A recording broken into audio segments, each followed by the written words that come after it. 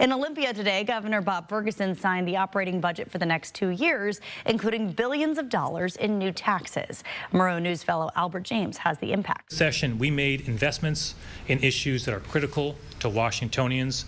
We also made hard, but I think fiscally responsible choices. Governor Ferguson says the $77.9 billion budget he signed into law Tuesday was one of balancing cuts with new taxes. It relies on nearly $9 billion in new revenue over the next 4 years from increased capital gains and estate taxes, expanding sales taxes to more services, and bumping up taxes on businesses. While he only vetoed one portion of the revenue package, the governor acknowledged adjustments to the tax bills could be needed next session. We've heard from a lot of folks in these past few weeks, and we're going to make sure that we have a lengthy conversation with folks on each of those revenue streams to make sure that that there are not any unintended consequences. Business groups argue the tax increases will ultimately be passed on to consumers through higher costs and only adds on to challenges coming from tariffs and trade threats from the federal government. It exacerbates what was already going to be a difficult business environment by adding more costs on top of it and more uncertainty. Republicans criticized the governor for signing the budget and tax increases, believing Ferguson went back on promises of affordability and fiscal responsibility.